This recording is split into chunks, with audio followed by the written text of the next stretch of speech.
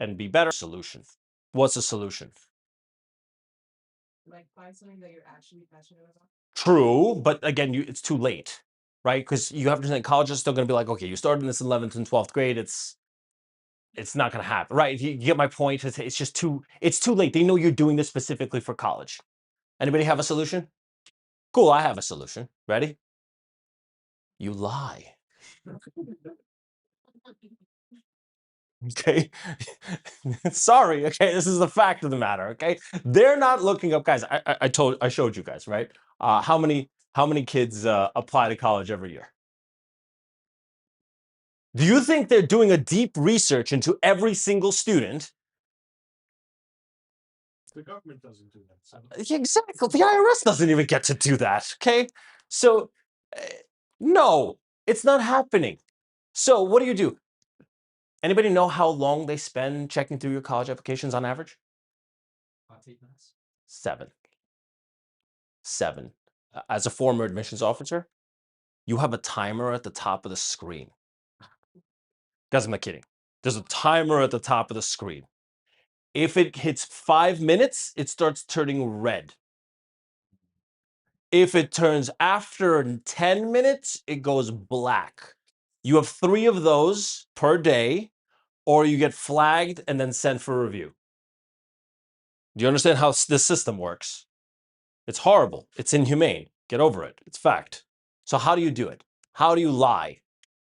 Stage photos, take photos, put them on a website, create a portfolio, make sure that you have everything down. Whatever your passion project that you're starting now, right? Let's just say you start a passion project now, today, right? As soon as you get out of here. Perfect. You go on through your phone, through your photo album, find every professional picture when you were younger in the past, like 9, 10. It doesn't have to be professional. You can AI half of them, okay? And you post them up and you say, okay, whatever my passion project is, let's say I wanted to start a fundraiser through GoFundMe. Perfect. I have been doing this for the past 4 years. That sounds like a good number. 4 years. Guys, I'm not kidding. That's literally what you have to do. Okay. Or go back and like build a time machine, go back in time and do this, because you need to understand you're competing with students who unfortunately have had guys like me for the past 4 years. 5% of my students are in 7th and 8th grade, and I start with them then. And if you want to make it real, well, you need to do it from 7th and 8th grade. Okay. And that's not easy, but I have plenty of those. And I'll show you specifics in a bit. So maximize course curriculum research or passion project next in 11th grade. Okay. You're going to build your online presence. This is basically what I've been talking about. Okay. You got to stage this as much as humanly possible. It has to be beautiful. It has to be incredible. It has to be an entire portfolio. It has to sing. If it doesn't sing, you have a huge issue. Then you're going to go with recommendation letters. Recommendation letters, guys, by the way, you need 2 teachers. Okay. 2. And they usually, if for the top schools, I'm talking about the top schools, they have to be core subjects, which means there's a math, an English, a history, and a science. Those are core subjects. So 2 teachers from core subjects, focus in on those, okay? And you need 1 from your guidance counselor. Yes. Foreign language is not a core subject, okay? So to be clear, anybody here go to like one of the specialized high schools? Okay. So you guys have like 50,000 kids in your school. Just kidding. I know you have 6, okay? But regardless of the situation, you have 1,500 kids who are applying to college, and you have like maybe 3 or 4 guidance counselors. The math doesn't add up. Okay, right? If I ask you, do you know if I do 1,500 divided by 4, right? We're looking at about 380 kids. Okay, and if you take 380, can you name 380 people off the top of your head? I'm going to go with nobody here can name 380 people off the top of their head. So you want your guidance counselor to know you personally, but he or she is responsible for 380 students? It's not possible. So what do you do to avoid that? Go to your guidance counselor. Literally, Monday, go to your guidance counselor. Bring them a box of chocolates or whatever present. Yeah, bribery. Guys, lying, bribery, cheating. That's what I'm all about. Okay. We got to get into schools. Okay. Bring them a box of chocolates, bring them whatever. Okay. And you literally go up to them and just sit down and be like, can I have an appointment with you? Because I would like for you to get to know me so you understand when you're writing my letter of recommendation. And they go, yeah. This student really cares. And you sit there with a smile on your face. Yes, I do. Get me into school. Okay, this is how the game is played. Um, Next, pick schools and start working on college essays. Guys, you want to do a top-down approach. Again, I said this in the beginning, but what is a top-down approach? You want to go from the best schools you could possibly get into, actually higher than the best schools you possibly can get into, okay? And then pick everything else that falls into place. In other words, anything you think you can get into, shoot one step higher. If your dream and goal, if you look up all the statistics, and I'll tell you exactly where to find the statistics. If you punch in all your statistics into ChatGPT, be like, I have a 95 average and a 1420 SAT score. What are the best schools I can get into? Whatever ChatGPT says, go one step higher. Okay? Pick 3 schools that are significantly higher than that. If they say your best schools are Harvard, Yale, and Princeton, okay, there's nothing higher than that, so it doesn't matter. But the point here is you always want to go one step higher because you want to have that mindset that I'm shooting for those. If I didn't get in, if I don't get into those, that's okay. That's okay. If you don't get a rejection letter, you either made it to all the Ivies or you screwed up your applications. It's very simple. Okay, I'll repeat that again. If you do not get a rejection letter, you either made it to Harvard, Yale, and Princeton, I should say, or you screwed up your applications. Because you have to be shooting for high schools. It doesn't make any sense for you not to, because you don't know how much money they're going to give you. Either way, you don't. I'll give you a perfect example. Anybody here ever look up the financial aid calculators on schools? Anybody play with those? Yeah. So I'll tell you what's going on right now. For those of you who are attorneys in the room, you'll appreciate this. There's a class action lawsuit going on with UPenn, and I think Brown is involved as well, because their financial aid calculators were inaccurate and people early decision they committed to the schools and wound up getting a full tuition bill, even though the financial aid calculator said they wouldn't. So that's going on right now. Okay, they're trying to keep it hush hush, but this is fact. Okay, I know Penn is involved, Brown is involved, and might be Columbia, but I'm not 100% sure. Okay. Anyway, you guys gotta look it up. Next, you got to finish the SAT or ACT. You really should be finished with this in 11th grade. You really don't want to be thinking about this in 12th. Okay, you could be thinking about it if you're already at a 1400 trying to squeeze at 15. That's fine. Okay, but you don't want to be starting the SAT prep at the end of 11th grade.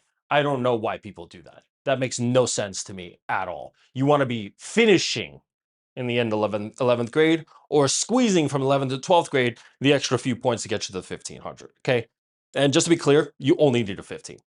Okay. The difference between a 15 and a 1550 will get you nowhere. Nowhere. I get this question every single year. It makes no difference between a 1500 and a 1550. I've looked up all the statistics. I've looked up all the math. I've done all the research. There is no difference between a 15 and a 1550, 1590.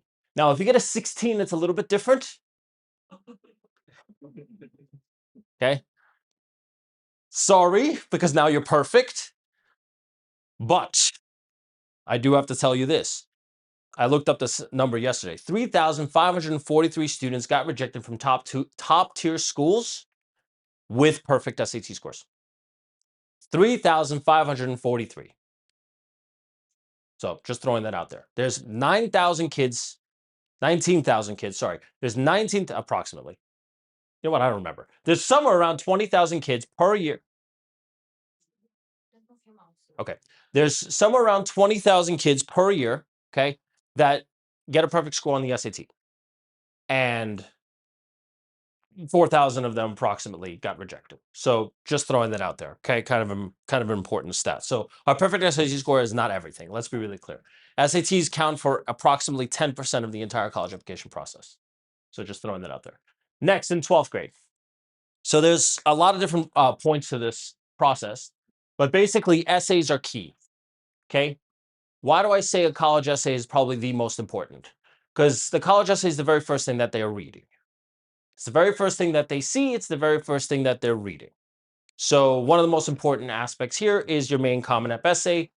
If you are in 11th grade, you should be on your 6th or 7th draft. I'm not joking. You need to be on your 6th or 7th draft. That means you should have brainstormed 3 months ago. Okay. Average Common App essay should have 15 drafts. That means 15 different revisions. And that's an average one. You want a stellar one? I've had drafts, I've had revisions up to 40, 45. That means you're rewriting the same paper 45 times. Yeah, every word in there better be unbelievable. Okay, there is no room for error. That essay is the very first thing that every admissions officer sees. I cannot stress that enough. The process works like this. The very first thing they see is student name. That's it, followed by essay.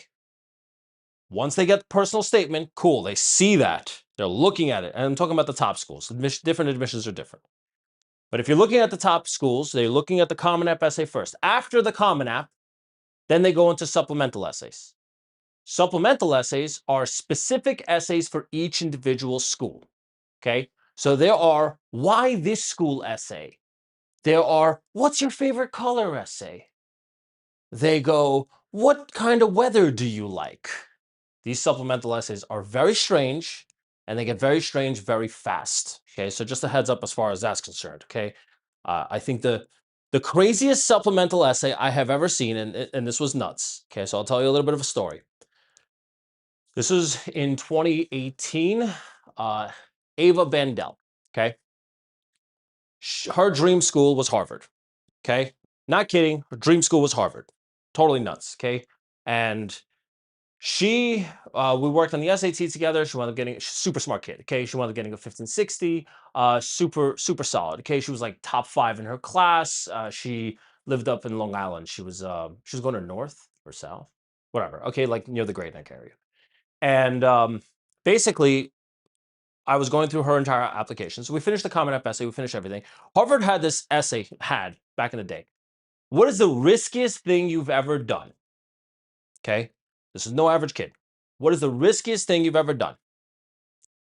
This is what I told her. Ready? I told her, write the word this period and send it.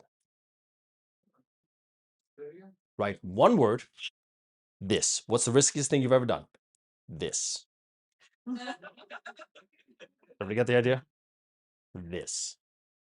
Send it. John, no, I'm not going to do that. This is not. She didn't sleep for like 3 days. I was like, just trust me. Submit it. Just trust me. That's all I could say. Right? How do I say anything else? Just trust me, because that's all I can do. Now, could I have been sued, killed, fired? I don't even know what else could have been done. Yeah, 100%. Okay. She didn't tell her parents until 2 weeks later after she actually submitted, and she did. She submitted with this, like literally nothing there. Um, wow, did I get a nasty phone call from Stephen Mandela, who I still keep in touch with to this day. That was not a fun conversation. How dare you? What are you thinking? 4 months later, she got in. So that was a. So I tell you that story for the main reason, not to say that I'm a badass when it comes to this, but I tell you that story specifically. Well, subtle brag. I tell you that story because you want to stand out. You have to stand out. Whatever you're going to do, it has to be different from the norm. If you look at all the college essays that are online, all the kids who ever made it to the top tier schools, they all did something different. Okay. The biggest issue nowadays, what I see is, I'm going to write an essay on the letter A. Some of you don't know the joke because there's a famous essay that went super viral on TikTok about the letter S, where the kid got into like 5 Ivies. Why this became super famous, I have no idea. This one and the Costco essay, everybody goes nuts about. But there are much better pieces. I had a student last year, Julia Bachkarov, who literally got into 6 Ivies. I'm going to share that essay with you now. That essay, in my opinion, is so much better. I mean, I wrote it, but not the point. Anyway, kind of key. So you want to make sure all your essays are perfect. Okay. If your essays are not perfect, you're not going to get in anywhere. Okay. The essays are part of the application process. Okay. Part of the key aspects of the application process. Don't get me wrong. You still have to have decent grades, especially now more so than ever before. It's less of a holistic process than ever before. Now grades and SAT scores matter. Oh, and by the way, whatever happened 10 years ago, right? I get this all the time. Like, people talk about like, oh yeah, this is what I did to get into college. This is how I got into an Ivy. Yeah, that was back 20 years ago. 20 years ago in the college landscape, it was like dinosaurs roam the earth, right? Every parent here knows how quick the the whole world is changing. Okay? Kids have no idea. But I'm not talking to kids right now. I'm talking specifically to parents. You all know how fast the world is changing. Before, the college landscape changed about every 7 to 10 years. Then, after 2008, in the housing bubble, it started changing every 3 to 4 years. New SATs, new demands, new landscape, totally new, everything new application. Then in 2020, it started changing every 2 years. Now it's changing literally daily. Okay, and why? Because of AI. Okay, because of AI. All right. And I'm going to discuss exactly what the role of AI. I've already been talking about it a little bit, but I'm going to discuss exactly what the role of AI plays in here. And we're going to discuss exactly how we can use it and how we can't. Okay. And how you can't go on ChatGPT, write me a perfect college essay. Copy, paste, done. Don't do that. Okay. That would be an auto rejection. Okay. And I've had horror stories of people working with other admissions officers who've literally other college advisors who've done that. Don't do that. AI check all your work. AI check all your work. Always. Now, the AI checkers are not always. Don't think that, oh, because I have M dash, it must be ChatGPT. Don't do that either. Okay. M dashes are, perfectly usable. And, before ChatGPT was around, M dashes were a thing. Okay. M dashes has been around for a long time. Again, AI checkers are not identical, but it can't go like 100% AI. You know what I'm talking about. You can't go on GPT zero or zero GPT and see that. Next, you're going to complete interviews. So some interviews are extremely important. Some interviews are kind of epically pointless. Depends. For example, anybody want to go to Cornell? One? One? Really? One? Okay. Yeah, I know it's miserable there, but damn. I mean, they even put like a net under the bridge. Nobody gets the joke. Anyway, uh yeah, to prevent people from falling on purpose. The when you're going through the interviews, Cornell's interview is the least important thing on the face of the planet. Okay. And when I mean the least important thing, typical conversation goes like this. Yeah, Cornell's great. So there's this bar over on 4th Street. Okay. You could join this sorority, that sorority. That's the conversation. Just a heads up. Versus a Harvard or a Brown, where it goes, you don't look like brown material. Was that a question? That's how that goes. Okay. So it depends. Different interviews have different mandates. And if we're going to discuss this a little bit, I'm not going to go into too much detail. But if you want to do like the fast track programs, which are like the BSMDs and the BSDDS, there's basically like fast track all the way through directly into medical school or dental school or law school or any profession for that matter, which are super cool, by the way. Love those. Some of them are unbelievable. Like Brown has the PLME program, which is 8 years straight through med school. Incredible. Super hard to get into. Um, if you have that situation, those are always very difficult interviews. Like just always, okay? Because they're going to be MMI medical school style, and they're hard. Just put it that way. Okay, so I'll discuss that a little bit. Okay, I can't do everything in one day. And financial aid and scholarships are really like the last thing that you should be worried about. I know it sounds insane, but I already gave you the story of you traveling to NYU, to Syracuse, Boston. You get my point? You guys always have negotiating room if you just cast a wide net. In other words, if you apply to a lot of colleges and you get into a lot of colleges, now you have wiggle room. If you apply to one and get into one, you're paying whatever that one asks you to pay. That's it, because the game is over. Because you kind of screwed yourself from the beginning. Okay. Which again leads into the question, should you do early decision? Early decision is difficult, to say the least. Okay, so we'll discuss that. Next, strategy without tactics is the slowest route to victory. Tactics without strategy is the noise before defeat. Okay, love that quote from Sun Tzu. What the hell do I mean by that? You got to start with a plan. If you don't have like a solid game plan of what you're doing, and it doesn't matter what your age is, like I don't really care. You should be thinking about this in seventh grade, really. Just have like a general plan. I'm not telling you like go out and build an empire. I never said that. Okay. All I'm saying is you should have like some idea, visit some schools, just get like and get into the zone of this because college is the most important transitionary phase in the teen's life.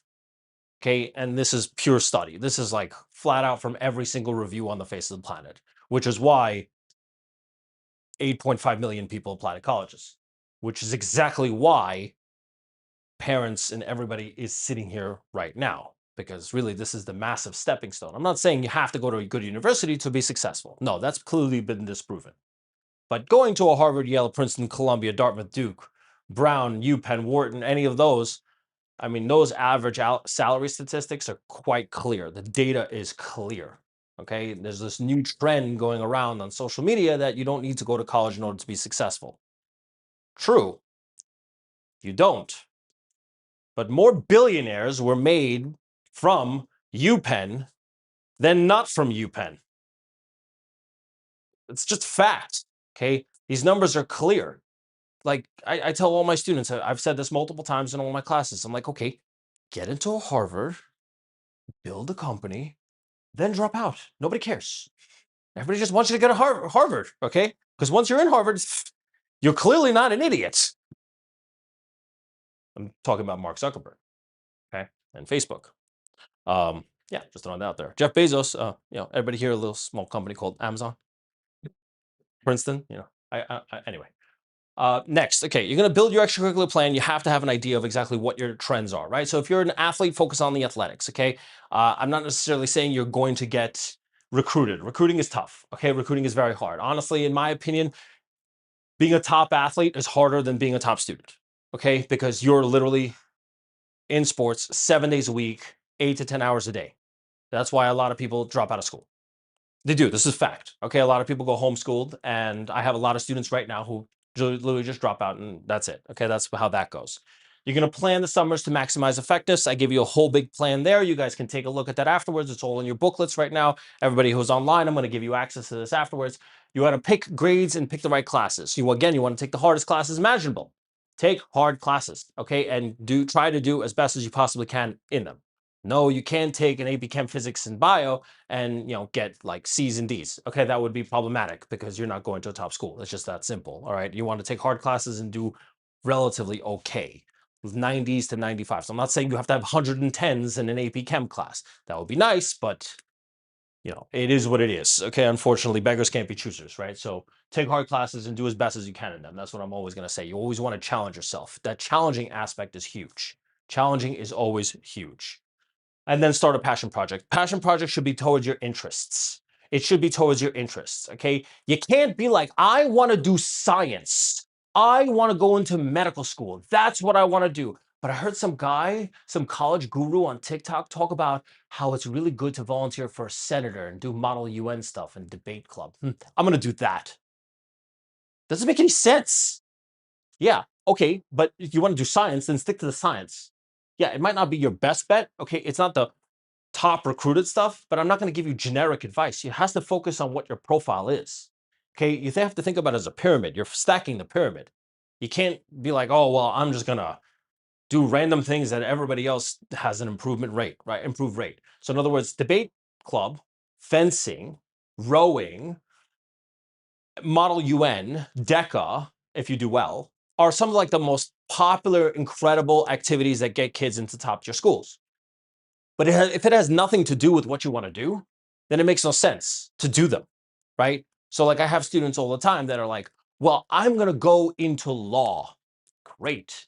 And they have a bunch of hospital volunteering. Like, what does one have to do with another? You don't make any sense. Okay, you just look confused. What do you mean? I look well-rounded. No, you look confused. So just be careful as far as that's concerned. Next, extracurriculars must diversify. So I created a 3-3-4 rule. What does that mean? You have 3 activities that involve your particular career path. Focus on what you want to do. And if you don't know what you want to do, that's okay too. We're going to talk about that. 3 activities that are community service based. You have to have something community service based, but you have to understand what, like, the activities that involve your career path can extend to the community service stuff. Do you understand what I mean by that? Like, one of my students recently, I'm doing college applications with him, and he has this like gaming club. Okay, this gaming thing. I don't know what this is. Okay, but basically he has like 150 members. I'm like, 150 members. That's huge. You have a community. Take those 150, get them to recruit more people, and then have them give them all the community service hours and have them volunteer at different organizations. Now you have 50 different community service projects that you're overseeing. And now everybody wins. John, I never thought of that. You know, exactly. Okay. So you see how one thing leads to another? And then this is all involving business, right? Because it's all about leadership, because that's what I'm painting the profile about. Next, and then 4 activities that make you stand out. Okay. And again, all of them can be into one, right? Technically speaking, you could have 4 activities total that are incredible. I like 4 incredible activities better than 50 nonsensical ones. My favorite, this is my favorite. I get this all the time, every single year. We help with resumes, we design the resumes, we break down the resumes, we build these beautiful resumes. My opinion, if Elon Musk has a 1-page resume, a high school student should have a 1-page resume. Pretty logical.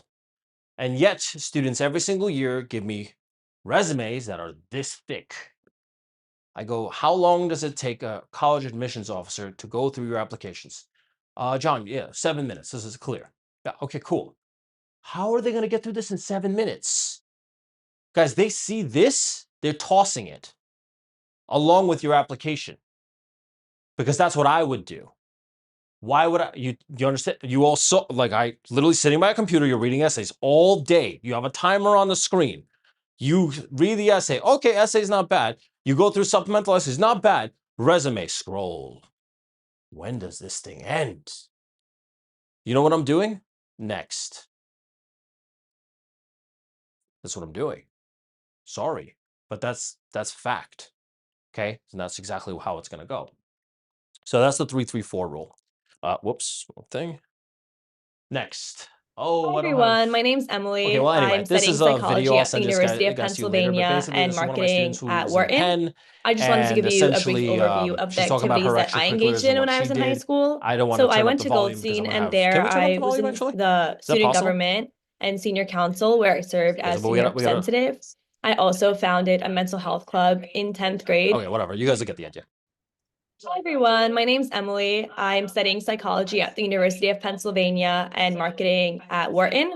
I just wanted to give you a brief overview of the activities that I engaged in when I was in high school. So I went to Goldstein, and there I was in the student government and senior council where I served as senior representative.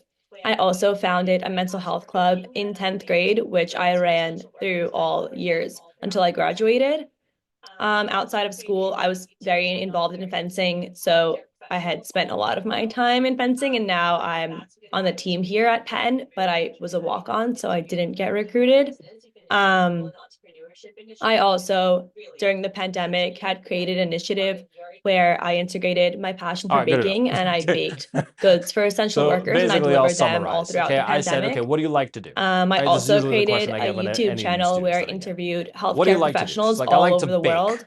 And Perfect. that's because I Okay. was pre-med, Bake but you can sales. really interview anyone. You can What interview do you want to do? people in I'm business. definitely You can doing interview pre-med. people in the Well, she was pre-dental entrepreneurship at the industry. time, but You that's can besides the point. Because she really wanted to do the 3+4 interview program at Penn, which no longer anyone in exists, by your the way. She wanted to do dental. She wanted to do pre-med. So I had her like start interviewing as many medical and it was dental professionals at the time, which turned into medical professionals. Okay, nice and simple. There's seats in the front if you want to take a look. Seats in the front. So that's basically how that went. Okay, so we basically geared and tied her entire applications towards her strengths. Okay, everything has to be focused on your particular interests. Okay, I'll tell you why. You can't do things that you're not interested in, because if you're not interested in those things will fall flat. Does everybody understand that? Like if you love science, right? You've always loved science, or you love math, and you always love math. Why are you doing random things about debate? You're not going to like debate, and you're not going to be good at debate because you don't like it. Okay, because it's not your thing. Why would you start something new? Focus in on the specifics and the importance of what you actually are good at, and those things will be really good. Guys, let's be really clear. She got like 15,000 YouTube subscribers. Okay, so it wasn't like small. We just hardcore focused on like 5 things, and that's it. She was fencing at the time. The fencing is not what helped her. Okay, but fencing is always good. Fencing and rowing, for those of you with younger kids. Fencing and rowing, just throwing that. And track and field, like javelin throwing. And anyway, wealthy sports. Extracurricular activities. Okay, this is one of my students. This is completely fake. He's right there, all the way in the background. Okay. So basically, we did like a drive, like food drive, whatever. This is in Red Hook. He goes to basis, and essentially what we did, we like basically staged this entire thing, and we went to a food market, and he had like a bunch of his friends or a bunch of kids, take a photo. It was quite good. Okay, but basically the idea here is that you really need to focus on activities that show leadership, that show initiative, show inquisitive nature, show something that you're really going to start on your own. So that's really key. Next, other high impact extracurricular activities. Okay, and this should all give you guys ideas of what you can do. And again, you all start, even if you're in 11th grade right now, you all started this 2 years ago. Self-publishing on Amazon. Okay, you can publish a book. Every single student can publish a book. It's not complicated to write a book. Now you might think I'm crazy. Anybody know where I'm going with this? ChatGPT, please write me a 150-page book on X. Okay. And 45 minutes later, you are a published author. You guys get the idea. This is not complicated, okay? Yeah, you want to do that. Conducting and publishing research. Now, of course, good wet lab research is always better than meta-analysis, okay? What is meta-analysis? Meta-analysis is basically you're doing online research, gathering a whole bunch of information and trying to publish based on that through specific journals, anything, okay? There's a bunch of different high school journals where you can get published in, which is great. And it looks really good for colleges. Of course, wet lab research is much better. Okay, what is a wet lab? You're actually going to a lab and doing research there. It's hard to get those. You have to cold email hundreds of professors. Okay, and you're basically asking, okay, who here wants somebody who's going to sit there? I will do anything for you, me to be in your lab and be published on your paper, right? That's not that easy, and it takes months. And a lot of you guys are in 11th grade, so you guys are running out of time. So I would be very, very cautious as far as that's concerned. Right now, I would focus more on the meta-analysis. And I have a bunch of programs and a bunch of connections and with affiliate companies that pair you with a research mentor that will basically guide you through doing your own meta-analysis, which is also kind of cool. Not the greatest thing, but actually much better than most activities. So if you have absolutely nothing, see me afterwards and we'll discuss. Creating a nonprofit. Creating a nonprofit is one of the most cliche things ever nowadays. But if you make a nonprofit that will actually work without you, and you're looking for something involving business, this can work quite well. So I would really focus in on this and really do something really big as far as a nonprofit is concerned, or as big as you possibly can. With this, it's either you go big or go home. There's no in between here. You're actually going to do well or you're not going to do well. So you got to make a choice. Launching a podcast or YouTube channel, anybody can do this. This is not difficult. It's just about consistency. It's about doing this every single day and sitting there for 30 minutes a day on whatever it is that your interests are, and having the kid just sit there and talk to themselves. If they do that, fantastic. That's great. Okay, but they have to be okay with that, and they have to be consistent. Because if you don't do this 3-4 times a week, it's going to fall flat. It's going to be useless. Next is starting a business as a high schooler. No, drop shipping doesn't count. Okay. You can't, that's not a real business. Okay. You have to have something that has actual social impact. Okay. So you could make money. That's perfectly fine. Last year, one of my students wound up getting into much better schools than he would have ever gotten into. Let's put it this way: 78 average, no SATs. Okay. Came to me at the last second, literally had nothing. But one thing that I hyper focused on in 9th grade, to make money, he sold bike lights, literally lights for bikes. and he would buy them on like Alibaba and basically drop ship them. Okay, he would buy like a bunch of them and sell them to every single bike store in the area. And then in 10th grade, one of his friends, his best friend, got hit by a car. Okay. So we turned the entire initiative about making it a requirement, a school district-wide requirement to have lights on every bike. And it passed. Okay. So now, if you're a high school student in the Long Island, Nassau County area, you actually they have this whole big campaign specifically because of this student, and you have to have a bike light attached, and you could buy it from using this link, which is the kids' store. So once again, 78 average, no SATs, nothing. NYU Stern. Okay, everybody understand how that works? Now, this is difficult to do, but it can be done. Okay, it's just about finding the story and really making the story live. And it's hard to find the story sometimes. Really, really hard. I'll tell you the Mario Kart story in a bit. But sorry. Volunteering with established organizations is always good. It's pretty. Everybody should be doing this, no matter what. This is kind of like a requirement. Okay, you have to be volunteering. If you don't volunteer, you're kind of in a lot of trouble. And of course, winning national competitions is always good. Guys, there's like some national competitions, like if you win them, you're automatically guaranteed into any Ivy you want. Okay, period. And like some of those are like ISEF or Generon, which I get a lot of my students involved in, which are the science competitions. But there's computer science competitions, robotics competitions. I had a student 3 years ago, Ethan Eisenberg. You'll see his essays as well, because I'm going to include that whole thing. He launched a robot that was sent to Mars by NASA. But he's also one of those kids who, wound up getting a 36 on the ACT the first try.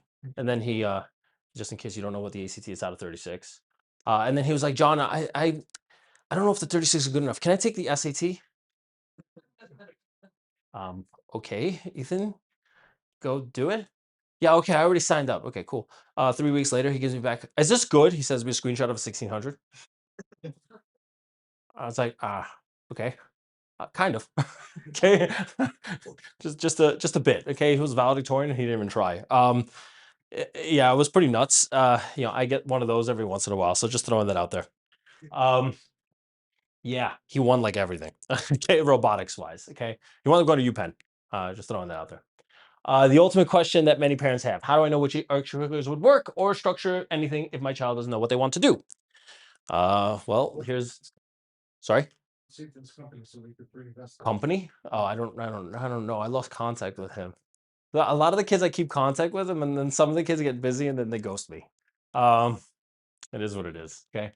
So the answer, process elimination. How do you know what your kid actually wants to do and what they don't want to do? You eliminate. You try everything. Again, cast a wide net, and then you eliminate. You send them to a doctor's office. They go, I would never want to be here in my life. Perfect. You're not doing medicine. Let's move on, right? Law office. Perfect. They don't want to be in law. Send them to an art studio. I want to be here. And then you say, I don't want to do that. I don't want you to do that. But that's besides the point, okay? You're going to eliminate, eliminate, eliminate. The more you eliminate, the better it becomes, okay? And what about the professions that it may be super difficult to find an internship? So there's plenty of different things. There's like Coursera, edX, iTunes University. So let's say, for example, business is one of the hardest things to find an internship for, right? It's hard. Okay, you have to create your own thing, start your own initiative, or you're basically screwed. Because you can't go walk into Chase and ask for an internship. That's not how that works. You have to be 18 or older. And in the finance field, it's very tough.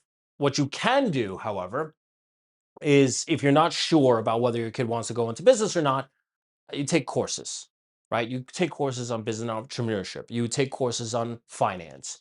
They're already college classes. They're completely free or like $50 a month, okay? You take those classes. If the kid likes those classes, great. Then you're going to go into business. If they don't like it and they're never going to do it and they just don't have any motivation, then they're not going to do it. Okay. And then you switch your tactic. Okay. And then you run into the other issue, which is what if they change their mind? Well, there's a news flash. They will change their mind. Okay. They're supposed to. There's a statistic: 80% of college students change their major at least once. I get this question, demand, request. I don't know what it is.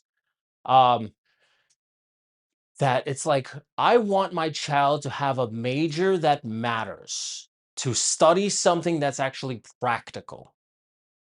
Okay, but I can't determine that for you guys in high school. Nobody can. I never said I was a fortune teller. And the fact is that they're going to change their mind. Okay, I changed my mind 3 times. Now, everybody is going to change. It's just that phase. Okay, brains are growing faster than common sense allows.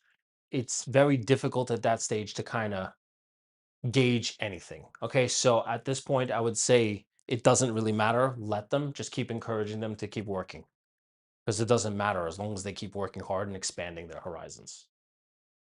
Next, how do you perfect the perfect college list? Okay, start with the strongest dream schools. Okay, you always want to start high, then go lower. Okay, you have to have the right mentality, because that'll give you the right mentality. And how do you do this? So there's a website. Okay, everybody can write this down right now. Anybody who's watching, listening, it doesn't matter. Okay, or you can type this into your phones: collegescorecard.ed.gov. You know what? I'm going to put that. I'm going to put that on the board. Hopefully this marker works. collegescorecard.ed.gov. Okay. Guys, there's a bunch of websites. There is Niche, there is Squire, there are a bunch of nonsensical resources. Okay. I don't believe in any of them. I don't. They're all for-profit institutions. They're all trying to commercialize the college process. If you notice on Niche, there's always random. If you type in your information, anybody here use Niche? If you look at it, you're just going to find some like random schools for random reasons. Why? Because the colleges are paying for marketing to target it to you. Okay? I'm not okay with that. Like there's a time and a place, but not there, right?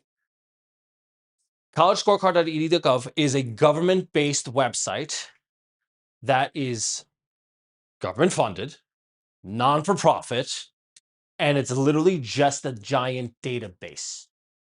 Now, is it fancy and cool and gives you lots of AI tools and simple things? No. Sorry. You want good data? You got to dig deep. This is the deepest digging you can find, okay? Because this is going to give you real statistics, real numbers. And what my favorite is, it gives you average median salaries.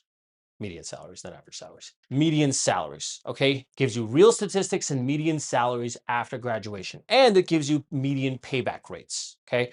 So I had this question slash issue, let's call it an issue, a couple of years back, okay? One of my students, Joseph Atia, okay? I'll show you his financial, maybe I'll skip to the slide right now really quickly. No, I'm gonna do it later because then he has to skip it and let's not go there. But I had the student, he early decision, UPenn, Wharton, got into MNT, the MNT Wharton program. So like Wharton itself has a less than 1% chance getting in. So you have 90,000 people apply to Wharton every single year. Not Wharton, but 35,000 people apply to Wharton specifically. Out of the 35,000, only 350 are taken.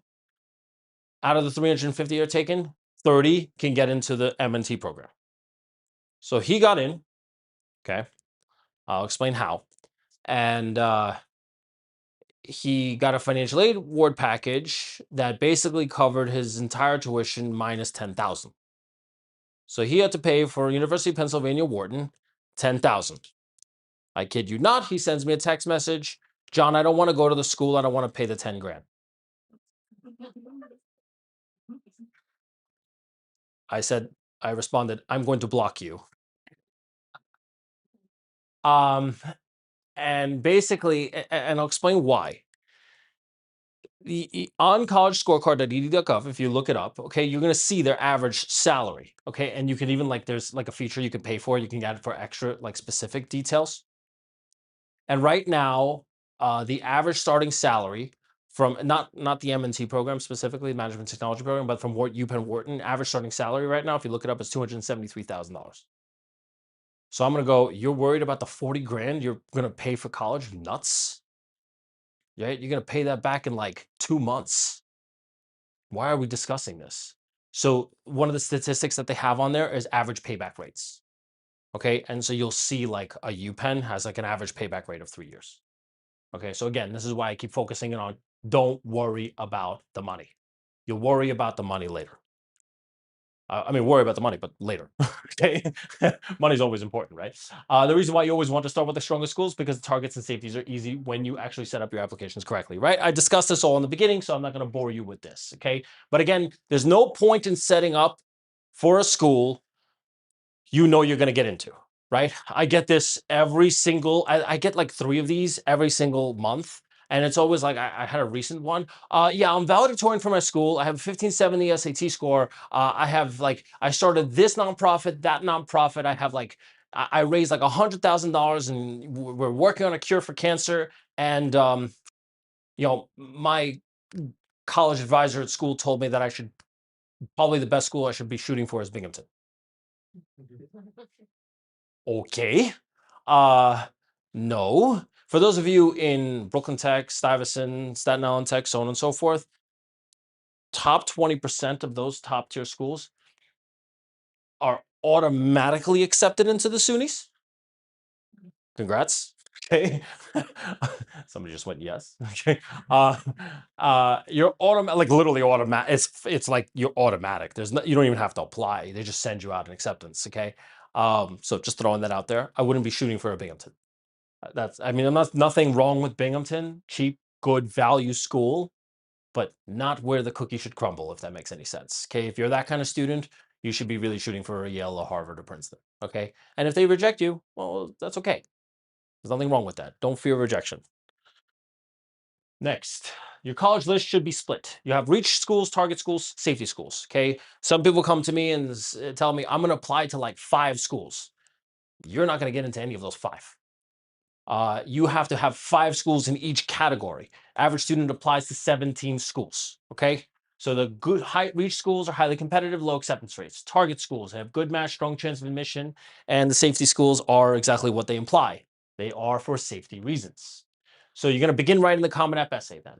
The first step in writing the Common App essay, the perfect one, is you have to actually brainstorm what you're actually going to do.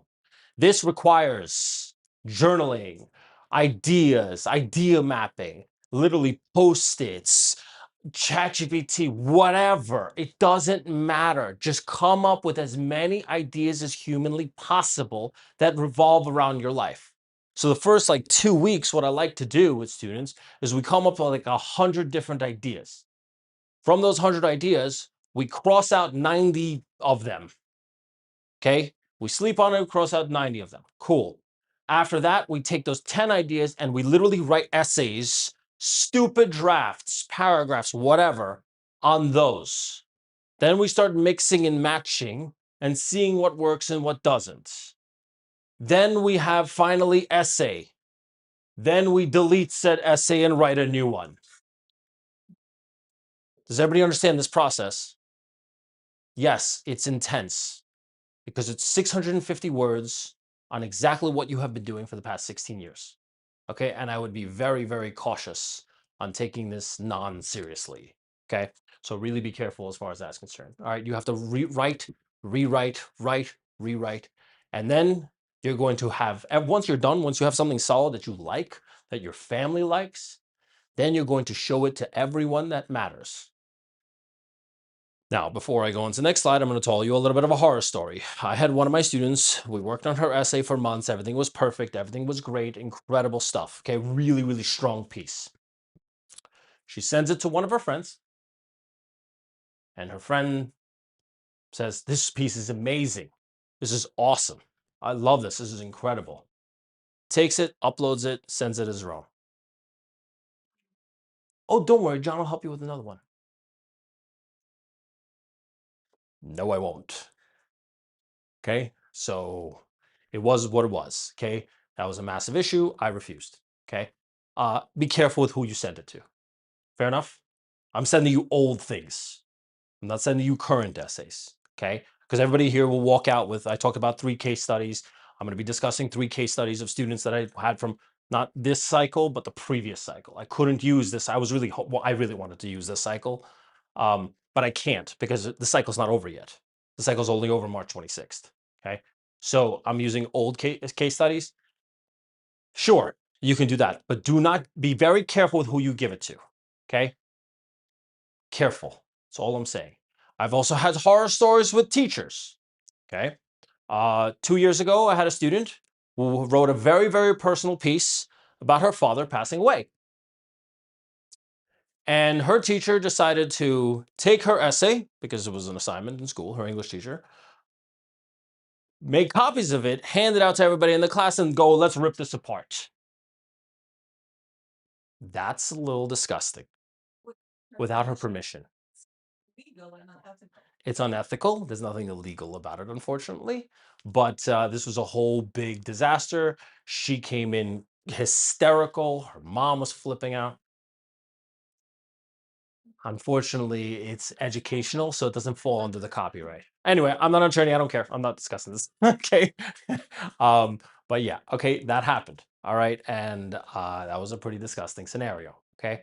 Yeah, look, if you can imagine it, it has happened. And if you can imagine it, I've seen it. So just throwing that out there.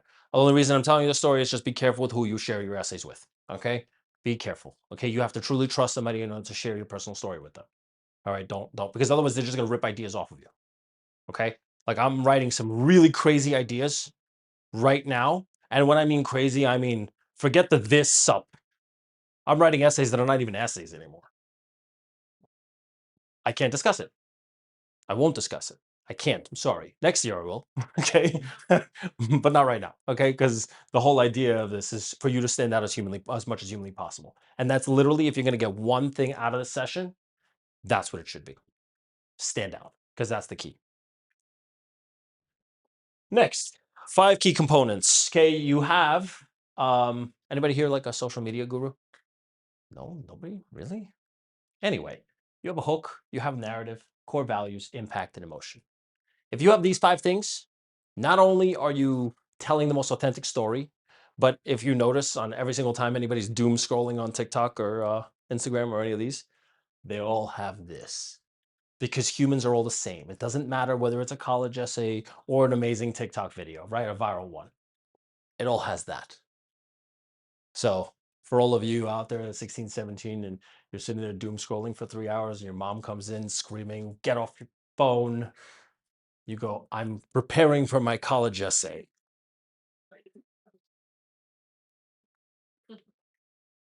Okay, so I'm talking about brainstorming. Okay, come up with as many ideas as humanly possible. You can use ChatGPT, but how are you going to use ChatGPT? You're going to literally use this prompt. I gave you a prompt. Use the prompt. You are a college admissions officer with over 15 years of admission experience, who is a master essay writer. You are going to help me consolidate the information I'll provide and give me the best ideas for a college essay based on the information provided. Keep the responsive bullet points only use the information I provided. Do not use any outside information or sources. Prompt engineering for AI is everything, right? You write the right prompt, you use the right prompt, you get the right results. You don't use the right prompt, you're saying nonsense. Okay, so please, okay. So just a heads up, you can use ChatGPT just to come up with ideas. Do not, under any circumstance, hit the copy and paste button. You do that, you're in trouble. Now, if you go like one sentence, like help me rewrite the sentence, give me 10 different versions. Sure, you can do that. One sentence is not going to make or break you, okay? Even 3 sentences is not going to make or break you. Sure, you can do that. But do it sentence by sentence. Be very cautious when it comes to this. Because let's be really clear, somebody who's been trained to spot AI, I see this all day. All day. Okay? I'll tell you a horror story afterwards. Okay? I'm not going to scare anybody. Yeah, do not copy anything from ChatGPT. That should be obvious, but just to throw that out there. You're going to draft a version, first draft, second draft, 50th draft. It is what it is. And you're going to refine the essay, literally step by step. Make sure it has a powerful intro, solid thesis. Okay, really solid thesis. Your hook has to be something cool, creative, but don't just write a letter S essay just because you find it cool. Don't write an essay about a door because you feel like it's necessary. You're going to write something that's actually personal to you. And you don't have to use those things. You don't have to use those things. You can do whatever it is that's particularly personal to you. Okay. You just have to think of what is the craziest thing that I use in my life and that I use on a daily basis. Could be anything. Could be like a chair. Okay. What does the chair involve? Do you have a favorite chair? Does the chair work for you? Is it a favorite color of the chair? If the color is the chair is a particularly shade of purple, why is that purple so important to you? Maybe you have a memory. Maybe that memory refers to a teddy bear that you had when you were growing. You can keep rolling with these ideas all day. Warning. Watch out for these particular topics. You don't want to go for anything highly controversial. No essays on politics. No one cares what your political opinion is. I'm talking to the kids directly right now. No one cares. You do that, you're basically just, you might as well just like toss your application out. Political statements of any kind, overly complex language. Don't word vomit this, okay? You can't sit there with like a thesaurus looking up every single word to make yourself sound fancy. That is not the purpose of this. They want something clean, simple, straightforward. They're going to spend the maximum of 3 minutes on this. You don't want them sitting there with a dictionary trying to look this up, okay? Just not going to happen. Or rather like an AI checker to translate this. Don't do that, okay? Cliches and generic statements. Don't ever say, I'm going to help the world. God, you and everybody else, okay? Don't do that, all right? Resumes like lists, don't. You can talk about an extracurricular activity. There's nothing wrong with that. You want to avoid a lot of the sports essays because they're very, very cliche. But if your whole life is revolving on sports, it's okay. There's nothing wrong with that. You just have to find something specific and a particular lesson that you learn from that sport. But no resume, okay? No like straightforward. I did this, then I did that, then I did that. The reason why you don't want to do a resume is because they already have your resume, right? Like you can't be repetitive throughout the whole process. You're supposed to build a story, not keep restating yourself, repeating yourself over and over and over again. That makes no sense. And any kind of over exaggeration, okay? Just watch out for exaggerations. They'll be like, all students do don't do that. Okay. Anything that's extreme is just automatically wrong. Here are the 7 different types of prompts. Okay. But notice how I told you guys to choose the prompt at the very end. You can't write the essay based on the prompt. You have to have the essay fit the prompt at the end. In other words, you need to understand that, I mean, like the prompt is so generic and so wide ranging that it's literally, they might as well just say write about anything. I mean, if you look at prompt number 7, it says an essay of your choice, share an essay on any topic that best represents you. It may be previously written, adapted from another prompt, or entirely your own, right? So everybody's like, oh, I'm starting with prompt number 3. I go, why? You can write about anything you want. It makes no difference. Guys, it doesn't even have to be an essay. I've written letters. I've written anthologies. I've written historical accounts. We've done crazy things for students. So the more creative, the better. Be unique. Theme of the day. Everyone you trust should read the essay. I talked about this, right? And really the only thing they should be answering is the people that know you best, they're reading the essay. Does this essay represent me? Is this essay me? Yes or no? If the essay is you, great. 2 thumbs up, you're good. If the essay is not you, I would consider rewriting. Supplemental essays, the process. Okay, the process is a little bit different for supplements because you're going to be really focusing in on the why the school essay, like why do you want to attend this particular school? So number 1, you're going to research each school in depth. Okay, no, you're not going to sit there and ChatGPT. You just be like, give me everything you need for this school. No, you're going to talk about like specifics. You're going to go on the school's website. You're going to go visit the school if it's your dream school. If it's your dream school, you got to really focus hard on it. Okay, you're going to focus in on those particular things. The research is the most important part. This is not more of creative ideas. This is more of let's focus in on the specific research. I'm not saying supplemental essays can't be creative. They can and should be. I'm just saying that the supplemental essays have to have the why do you want to attend and why do you fit perfectly for that school. Okay, that's really key. You're going to define your angle, choose a clear focus that connects your interest to what the school uniquely offers. It has to be your specific points. It has to be exactly unique towards you and why you should be attending that school. Create a structured outline. Here it has to be a little more structured because you don't have much room. Some of these supplements can range between 50 words and 600 words. You don't really know. Okay, Columbia, for example, has like 650 word essay prompts. At least they had last year. It is what it is. MIT, by the way, is totally separate application, doesn't even have a Common App essay. It does not have a Common App essay. It never has. It has 7 supplemental essays that all basically involve you and why do you want MIT. Don't get me wrong, you can take your personal statement, just chop it up into pieces, and it should work for the specific points. You can always like Frankenstein these subs, but supplements are complicated. Don't take them lightly. Okay. I'm going to give you a really cool secret that I shouldn't be giving, but I'm going to give it anyway. I was thinking about whether or not I should say this or not, but I'm going to do it because I said I was going to give everything. You can you can start writing supplemental essays now. So now, just in case you don't know, applications only come out in August. Okay, for those of you who are 11th and 12th grade, applications only come out in August. Okay, Common App essay you should have started writing a long time ago. But supplemental essays, people don't start writing until really August because the questions themselves only come out really July, late July. What we do here and what I'm telling you as an ultra secret, okay, only top college advisors would ever do this. You need as much time as you possibly can for these essays, right? So how do you write essays that you don't know will come out the following year? Well, you use the prompts from last year. Pretty obvious, okay? But at the same time, nobody thinks about it. Okay? Now, will the prompts change? From year to year, they change about 20%.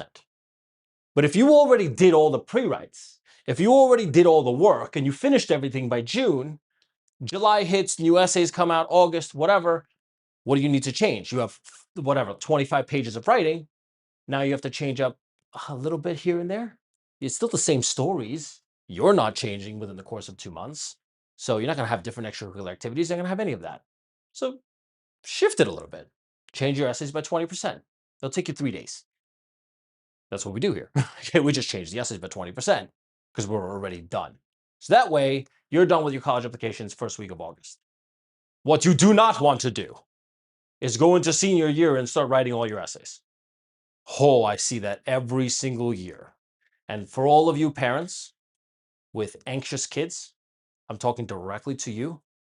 If you have parents with generally anxious kids, you better make them write all their applications now because they will throw hellfire at you in September. In September this year. You don't understand. Like I have seen these kids go nuts in senior year. And when I mean like I had one parent like full on like psychiatric evaluation, therapy, the whole nine. It was not okay. This is a very stressful process for them. So make them do everything early. Then if they want to stress out and freak out, they're already done. It doesn't matter. They want to redo all their essays, it's fine, but they already have essays, so it makes no difference. You're their parents. You own them until 18. Take their essays, copy paste it, send it for them. You're good. It's fine. I've done that 1,000 times. One of my students was so freaked out. This is for medical school. One of my old students was so freaked out, she couldn't. She completely froze up, massive panic attacks, the whole nine.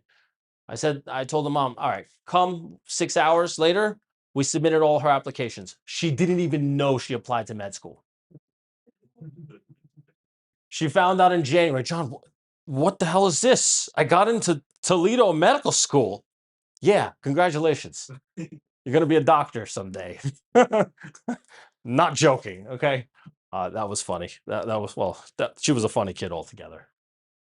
I'll tell you another story about her. But anyway, once your essay is out of the way, the next step is really building your personal brand, okay? Getting into college requires you to build your personal brand. Okay, I know it sounds insane, but it is what it is. Okay, what does a personal brand really entail? A solid resume, 1 page. Don't go 5 pages. Everybody nowadays should have a website. Everybody should have a website. It's not that difficult to build. Build a website. Why? Because the admissions officers all Google you. The top school. I'm only talking about the top 30 schools. I'm not talking about like Binghamton, where it's just like check mark with grades and the CT scores. If you're talking about a top 30 school, they Google you. So Google yourselves, talking to kids, okay? See what comes up, okay? That's just what you have to do. If you have like 1,000 things, 1,000 amazing things that come up, great. If not, you have a problem. You need to work on the essays. I would say, if I were you, all of you, as soon as you get out of here, go and build your website. First thing I would tell you to do. Why? Because anybody who knows anything about Google or any kind of SEO, it takes months for you to actually build that presence, right? Because it's not going to crawl you. Whatever. You're not going to show up on Google, long story short. Okay. That easily. So build a website literally tomorrow. Okay. Buy a domain, create it, anything along those lines, do it as fast as humanly possible. You want to develop some kind of social media presence. This could be on a LinkedIn. Now you have to be 16 years or older to be on LinkedIn. I would recommend to be on the LinkedIn. If you don't have to go crazy with the social media, if you're like really shy, that's fine. Okay. Just make sure you private and hide all your social media then. It's better not to have anything than really bad stuff. So make sure it's like one or the other, right? You're either going to use it as a tool or you're not going to use it at all. Pick, okay? Just choose. But I would always recommend to use it because they are going to Google you, and the first couple of things that are going to pop up, that's going to actually give them a lot of information. Then building your own personal website. Okay, I just discussed this. Your online portfolio. You have to be Googleable. Let's put it that way. That's the Common App. The actual application is usually through the Common App. The Common App is not the only way you apply to colleges. Okay, a lot of schools have their own applications, like MIT, for example. Social media presence. I discussed this. Main essays. There's more essays other than supplements and Common App essay. There's also 2 extra essays called the extenuating circumstances essay and the additional information section. So if you're not sure where your website goes in additional information. You can also use additional information. And you literally just type in, I created this beautiful portfolio to showcase my achievements. Please check me out at whatever.com, right? And it should be your first name and last name. It's very simple, right? JonathanMillman.com, something like that. That's the additional information. You can also add in extracurricular activities for there. Now, Common App essay, one of the key things, you want to avoid a sob story. Sob story is like you're going to make them cry. Nobody wants to feel bad for you nowadays, okay? Nobody feels bad for anybody. The world's in chaos at the moment, okay? We're like involved in 3 different wars, okay? I don't know. I lost count. It's probably more. Point here is that the extenuating circumstances, I say, is where you put the sob story, okay? So if your parents got divorced, if you broke a toenail 5 years ago, and you want them to know about it, anything along those lines, extenuating circumstances essay. Okay, here you can talk about how difficult your life is. That's perfectly fine. Sob story the hell out of this. Everything else, don't put it into your Common App essay unless it's really like momentous. Okay, and even the momentous pieces, you want to make them different. Like one of the essays that I'm going to be releasing to you guys is the essay that I talked about with her father passing away. We made that essay. I hate to say it, it's horrible the way it sounds, but it was funny. I know I know it sounds terrible, but it was like a funny piece, okay? Because we were talking about all the happy moments and everything that her father taught her. And it was literally like her father was a construction worker. So like one time when she was 5 years old, they were on like a bulldozer and she literally took over the controls and wrecked 3 cars, stuff like that, okay? But this you'll all have access to that essay, okay? Exactly. Exactly. Exactly. Exactly. Yeah. So she made it to all the BSMD programs. Okay. All the BSMD programs, Syracuse, Upstate, everything. Okay. She made it to crazy BSMD programs and she had a good GPA, but her SAT score was like 1410, nothing crazy. So just throwing that out there. Yeah. Yeah. Those are 2 essays, 2 extra essays. Crafting the applications. Once your resume is done, you're going to package your entire portfolio. Your task, make sure your activities tell a clear, cohesive story. They should all be focused on your particular strengths and mitigating your weaknesses. Okay, and it all has to make sense. Can't do random activities and random portfolios and random things for random reasons because that just doesn't make any sense. I have somebody taking a picture. I would have switched the slide otherwise. I'll send this to you afterwards. Okay. Most colleges use the Common App. I talked about this. Okay. They do have an extra section that's honors award section. The honors award section is where you like put in all your honors, all your awards. This is where National Honor Society is, National Society for High School Scholar. Who here got the notice for NSHSS? Yeah. You all know that scam. Scam. No, but no, don't join. No, don't pay for it. Okay. But you keep it. What about the ones from school? Arista Archon, they're good. They're good, but no, it's not gonna make a difference. Okay. But you don't want to have an empty application either. Because if they're scrolling quickly and you already have this killer essay, they already love you, they remember who you are. If you have something like that and you have like empty application and everything else, that's just a bad look. So you'd rather just fill it in with random garbage. Okay. And when I mean random garbage, I'm talking about like NSHS, SSS, whatever that is. Okay. That, send me $500 and I will give you a certificate. Go print one on Staples and AI it. I don't know why do I have to pay $500 for it?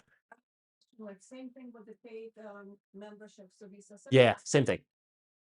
The colleges are aware of this scam of the paid research. They're aware, but here's the thing with a lot of it depends on what kind of paid research is, right? So I kind of They way into it. Like, is it worth doing it? it depends. I'll give you an example for Rise, right? The reason why I like Rise and I like those programs is because you never write down that you actually did it through Rise. So they don't know that. How would they know? It's basically the same thing as I found Professor and you understand what those companies do, right? What does Lumiere and Rise do? They literally just have a network of professors. So instead of you sending out 300 emails and trying to get one professor to agree, you're just paying for it. You're just paying for the connection. So I love that, which is why I always recommend it. I mean, I always recommend send out the 300 emails first. They try to find those kind of research. Yeah, it depends. It depends on the research program, but you can't, of course, because you can't pay for it because you're basically just showing how privileged you are. Okay, which you want to avoid that. But thank you for the question. But again, like a program like Rise is just like a mediary. Okay, how would they know? Unless you decide to write it, but that would be strange, right? I paid a program to get me a research opportunity. 3 months. You always do the paid one. Yeah, always. Okay, always flat. If you need a research program, right, because you're going science, you must be published if you want a top school. If you are doing a research program, because you want science, if nothing else works out, if the professors don't give you the research, if you can't cold email them and your kid's not going to do it, sorry, you're going to pay for it. Okay, it is what it is. Okay, it's like I think. No, how would they know? Right? Which is why I kind of stopped working with Lumiere, because they're too expensive. Okay, Lumiere charges like $7,000 to $10,000 for something. Rise was like two and a half, something like that. Yeah, but you're not going to write it. They will never know, right? Because they can't. It's impossible to tell. Because you're going to say that I worked under Professor XYZ. You're not going to write down I paid Rise to do. This doesn't make any sense. They're just a middleman. That's all they're doing. They're doing the 300 emails for you. Does that make sense? That's what you're essentially paying for. I have a question. Sure. Should we get away with just like creating like a bigger word and an AI in it? Okay, well, careful with that. Okay, it has to, like, it depends on what the award is, right? You understand? Like, you're not going to say, like, I won Regeneron. Regeneron is the biggest science competition in the world. No, you're not. I won a Nobel Prize. No, you're not going to AI that. Okay, that's silly. Okay, I've been on the cover of Forbes magazine like 6 times because I made multi-billion-dollar companies by the time I was 10 years old. No, you know what I mean? Like you can only do it up to a certain extent. Okay, you can only do it up to a certain extent. Okay, if your application is completely missing, then yeah, then get creative. Okay, you can tell a story, but make it believable. It can't be like a flat out lie and an obvious one. If it's a flat out obvious lie, then they know. Okay, it's not stupid. Um, Research publication are key. Okay, a lot of science kids are missing this. ComSci, anything involving the STEM, definitely want to have some kind of research or some kind of big project going on, or you're going to be in trouble. Extracurricular descriptions, you want to optimize them as much as humanly possible. You only have 150 characters for these. Characters, not words, 150 characters. Just in case you don't know, that's about 2 sentences max. Okay, so that's a tough one.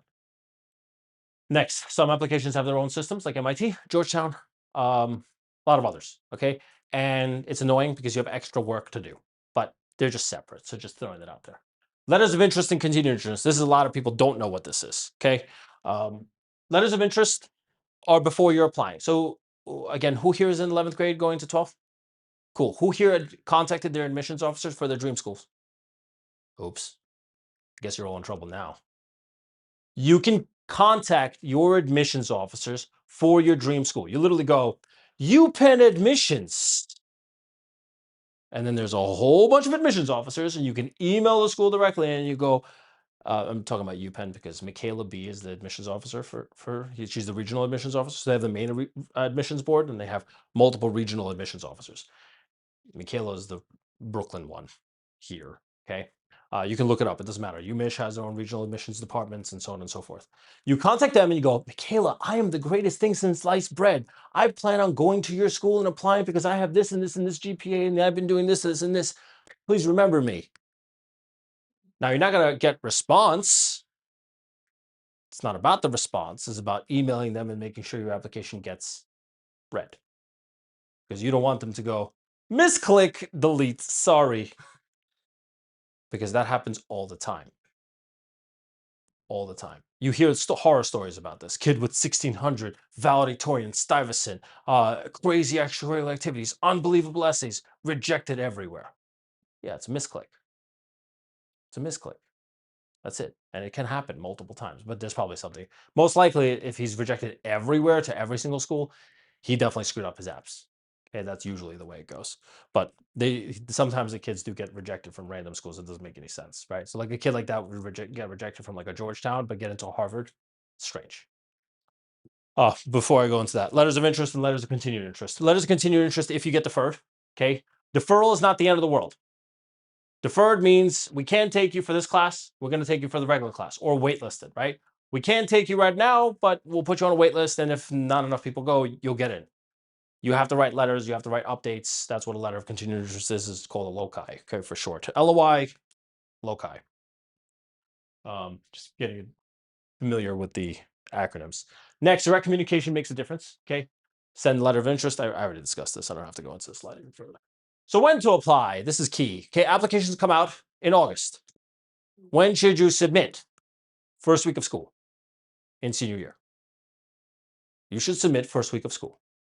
I'll tell you why you can't submit earlier, because usually your guidance counselors have to send in transcripts and have to sign off a whole bunch of stuff. Okay. And I'm talking about your early applications, not your regular applications, but you should be like fully done first week of school and ready to submit. Okay. You can submit a week later. It's fine if your guidance counselor doesn't want you to submit for whatever stupid reason. That's okay. But you should be ready to submit by first week of school. That's just a fact. You can apply early or you can apply regular. So let's discuss each and every single one because this is kind of important. Okay, early action. Okay, there's multiple types of early action. There's restrictive early action. It's just restrictive early action. There's regular early action. Okay, early action just means you're applying early. That's all that means. Do you get a boost in your chances if you apply early action? No. For some schools, if you're science and super STEM and you want to go, for example, a Georgia Tech, which is a very good STEM school, that applying EA would actually decrease your chances. Okay, so I would be very careful of applying early. The only reason you really apply early, or early action specifically, is because you want to get your decision earlier. That's it. Now, restrictive early action, REA, for some top tier schools such as Yale, okay, you can only apply to one restrictive action school, one private school. Everything else has to be public. So you can apply early to public schools, but you can't apply early to other private schools. Okay, so in other words, if you do a REA to Yale, you can apply to Binghamton, Stony Brook, and all the SUNYs and CUNYs, that's fine. But you can't apply early to a Boston University or a Northeastern or something like that, because those are private schools, okay, because that's restrictive. Early decision. Early decision means you're bound to go. With that, you have to be bound to pay. Everybody understand that? So I always caution people about early decision. Give you a story. This happened 5 years ago. Parent walks into my office and says, never forget this. This was hilarious. John, who do I have to bribe to get my kid into Columbia? I go, not how it works. People go to jail for that kind of stuff. I would avoid something like that. Come on, between you, who do I have to pay? How much is it going to, 150, 200? I'm like, you can't do it. Just let me work and then we'll see what happens. You can make a donation, but that donation has to be a minimum of 5 million. Okay. And then it's only going to increase your chances. And he was talking about 300,000. I was like, that's not quite the right bribe. Okay. You want to bribe him, give him 5 million, and then we'll talk. Okay. But that's not really like a private bribe. I would call that more of a donation. Okay. Anyway, same parent. Okay. So I get the kid into Columbia. Same parent finally gets the bill. Okay. Because we do early decision in Columbia. and he's bound to go, and he calls me, John, I just got a bill for $92K. You were telling me you were going to bribe someone for $350 a minute ago. What are you talking about? Anyway, yes, if you do early decision, you must attend.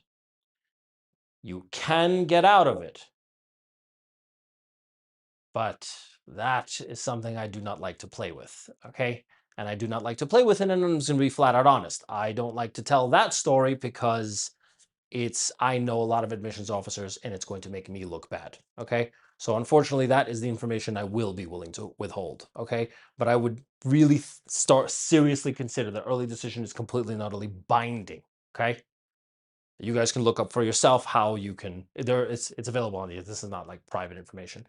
This is quite available on the internet. You can see exactly how you can get out of an early decision agreement, but I would never, ever recommend that for anybody because your kid is essentially going to whatever community college or public school.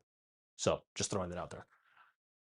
Restrictive early action to discuss and regular decision. Guys, regular decision, you apply at a certain date, all the applications get read on a certain date, and you get your decision at a certain date. Okay, different from rolling.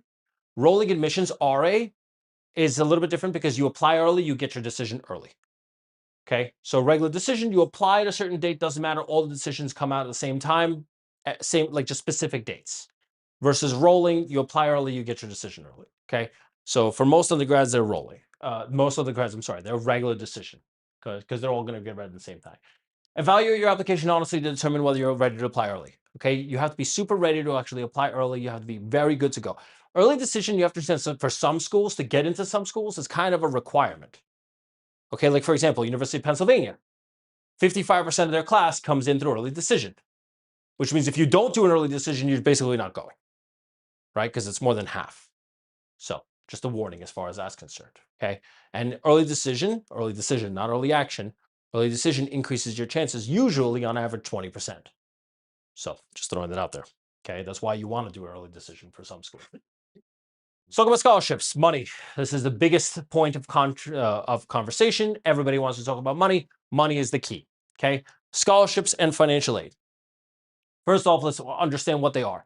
There are 4 ways to pay for college. Okay, let's break this down into literally definitions. You can pay for it flat out cash, not like bags of cash. I'm talking about writing a check. Okay, that would be hilarious. Okay, never had that story yet. I'm sure I will someday. China showed up with the 3 duffel bags and they had called security. Okay, I could see that happening. Okay, next is loans. Okay, loans are given by Sallie Mae or Freddie Mac. Okay, loans are approximately 12%. They suck. They suck. Scholarships are key. In 11th grade, yes, you're going to college soon. Who here applied to at least 20 scholarships? Ugh, I'm really getting you in trouble today. You can apply to scholarships as early as 7th grade. Oh, I'm going to kill my kid. Okay. Yeah, you can apply to scholarships super early on. Okay. Now, those are all private scholarships. They're hard to get. I'll explain what happens with private scholarships. You apply to 100, you get 1. Everybody heard that? You apply to 100, you get 1, which means it's basically a full-time job. What happens is, with all my students, they apply to 30, they get rejected or no response from the 30, and they give up. Do you guys see the cycle?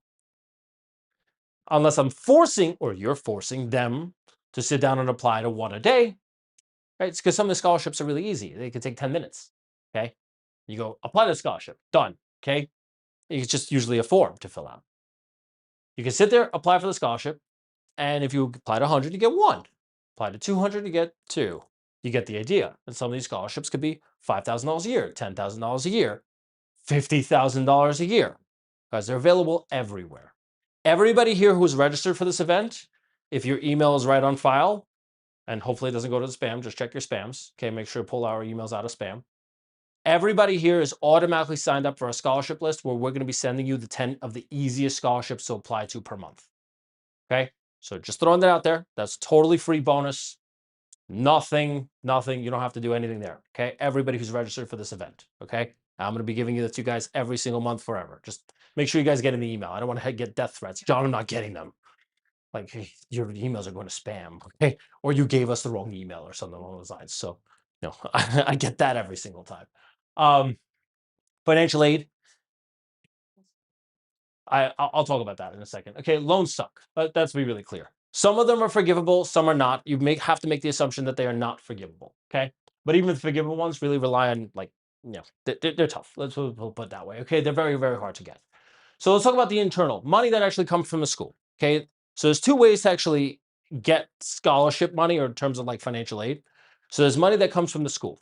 What is money coming from the school? That's called endowments. So anybody here who graduated college, you should get the phone call at least once a month. At least I do. Would you like to donate to the school? Okay. You have to understand, they have a database of millions. And you guys go, yeah, every once in a year, maybe I'll throw in $100, maybe $200, right? Who here has donated to schools? Okay, I got three. It's not bad. Okay. So, but three, so they have millions. But you also understand they also have big donors, right? So they have huge donors like Warren Buffett. He donates, he writes, you pen a check, automatic, 100 million a year, every single year without question, right? So they have a lot of money. Some schools have a huge endowment. That is public information. You can find it. Yale has a massive endowment. Okay, I think their endowment last year was like 23 billion, and they're supposed to use it. It's not just supposed to be saved. It's a nonprofit organization. So it's supposed to be used, spent, which means they're going to give out a lot of money. Colombia, not so much. Okay, especially after Trump decided to freeze all their assets, and since he knows everybody on the board, he told everybody that your 11 billion is going to go down to zero. So here's a key thing about Colombia, right?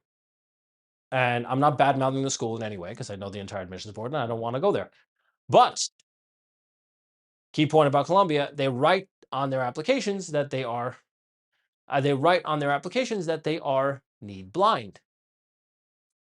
You can find it anywhere. You can look up Colombia's need blind. What does need blind mean? Need blind means their admissions do not rely on the financial aid. In other words, if you make $1 million a year or $10 a year, it doesn't matter. Admissions has nothing to do with how much money you make. Cool. But Colombia is not need blind. They write it down and they can't be this year. This year. Okay? Maybe next year, sure. But this year, no way. Not until they get their money back. Okay? Because they don't have any money.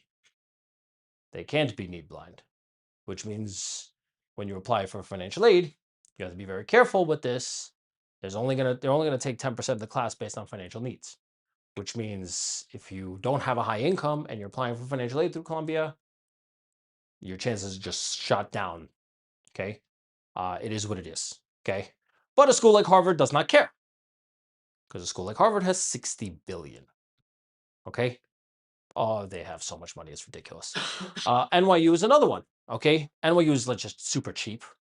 Okay, but if NYU's total assets range in the 30 billion, but they're just super cheap. They own half of Manhattan. Okay, so every single time I'm walking down, it's like purple flags. I'm like, guys, stop buying buildings. Okay, that's how that goes. Okay, so if they have to refi a building, they'll be fine. Okay, one of my students just now, wealthy family, got $99,000 a year for NYU. $90,000 a year. Why 90? I don't know where I came up with the 99. 90 grand a year. Okay, NYU. NYU. NYU. Oh, specifically Steinhardt. Steinhardt. Well, because Uh, they're not very generous for medical For medical school, it's free. For dental school, there's dental school is not the greatest. I'll stay political. I'll stay politically correct. Okay. For $1 bill, $90,000 scholarship. for 4 years. 4 years. So based on the academics, you said because you want to get based on grades. Do they? They do. Very little, only 5,000. Like I said, right now, the landscape is changing every day. Okay. And it also depends on which school, where, how, and what. That's the point. Okay. That's all about tweaking the application towards a specific school. Okay. That gets really nitty gritty, right? It depends on the situation. You have to know what works for what school, when, how. Okay. I know what works for what school, how, because I kind of do this on a daily basis. Like my day literally starts off with 5 o'clock in the morning of me sitting there and like reading about colleges. Sorry, it's my job, right? It's literally what I do. That's not true. It's very easy. Yeah. It depends. You gotta just have a 3.5 or better, but yeah, it's easy.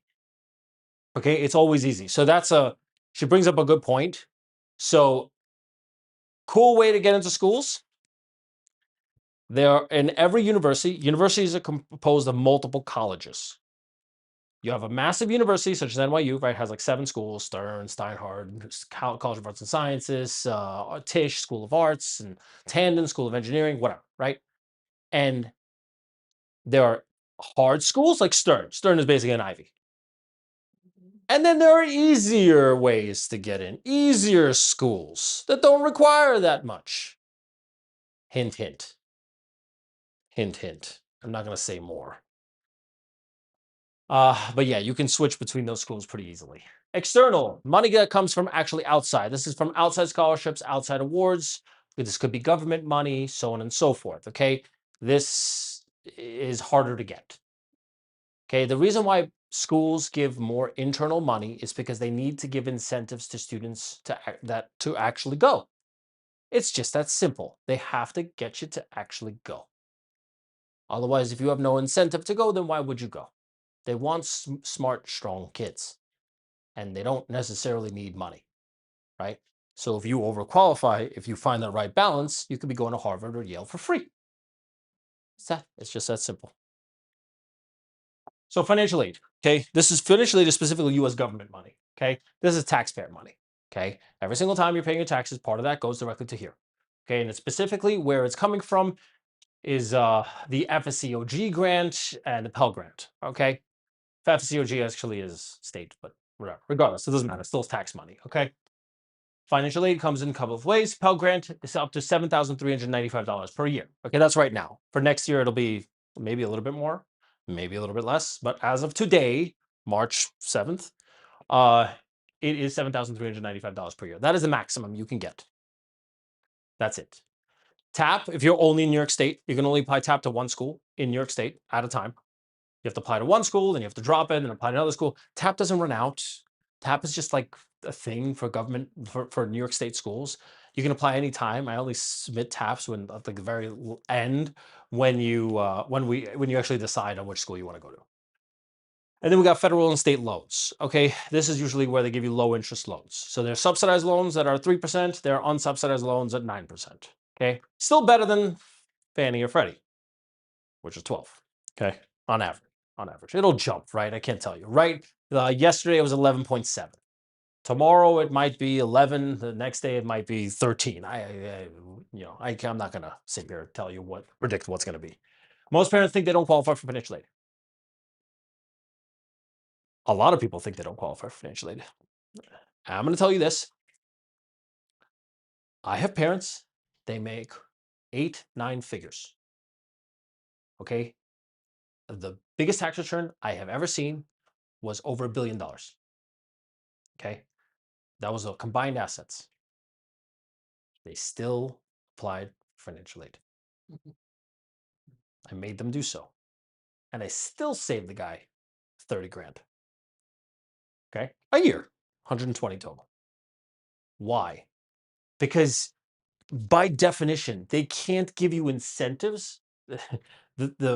The school, the admissions officers, they cannot give you incentives unless they have this stupid piece of paper.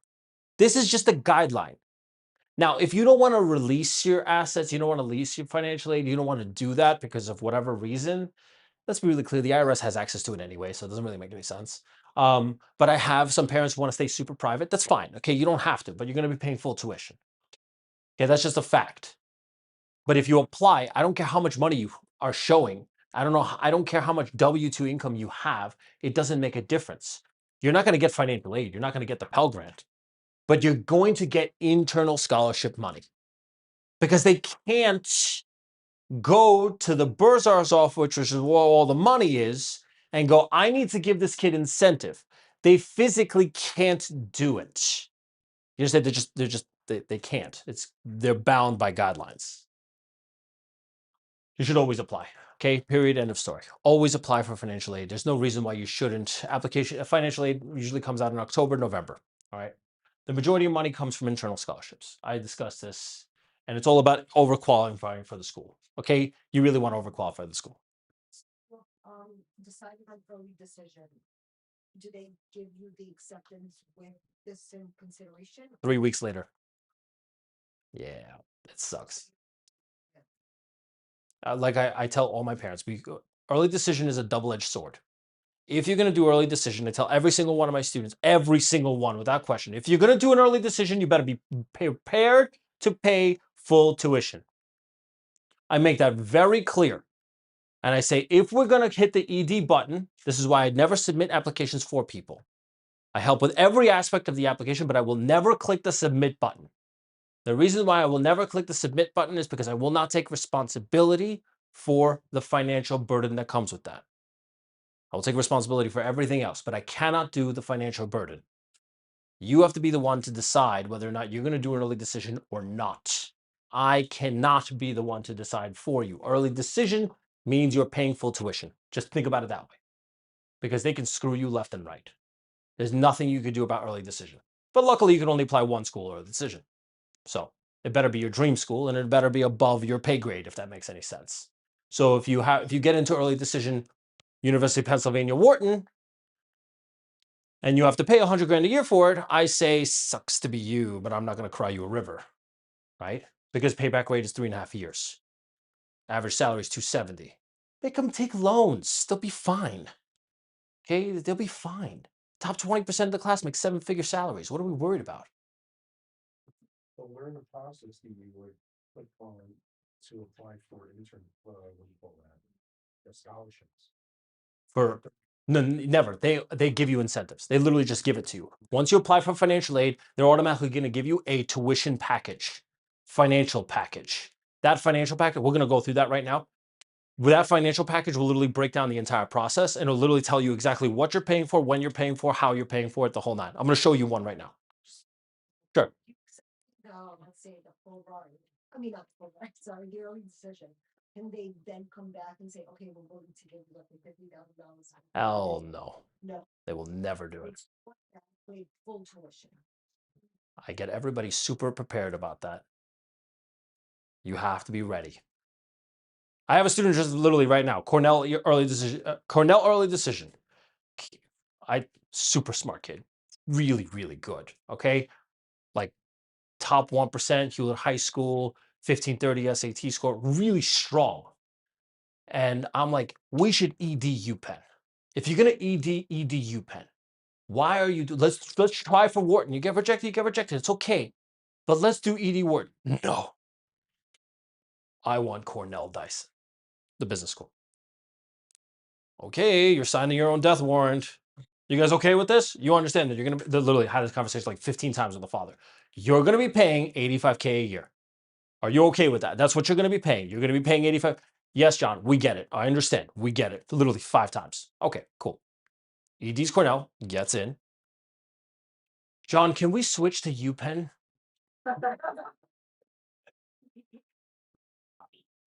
Guys, I have like an auto feature. Anybody who ever jumped on a Zoom call with me, I have an auto feature for Zoom recordings. And everybody's like, all my parents are like, I don't really want to be recorded. Do I have to be recorded? Yes, you do.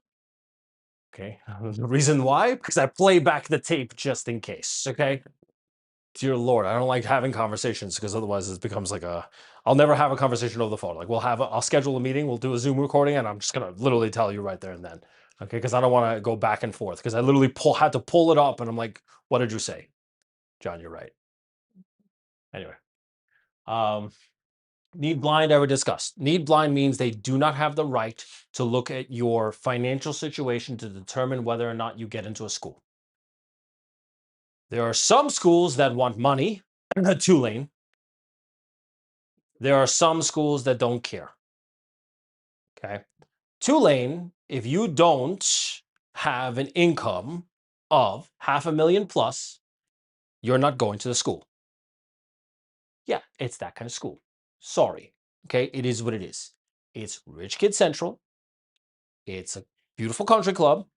It's fun. It's awesome. Not exactly what I would consider the most academic school. Okay. But it's a great school. It does have a lot of job opportunities. But I have every year, I tell kids the exact same thing. And every year they still wind up going.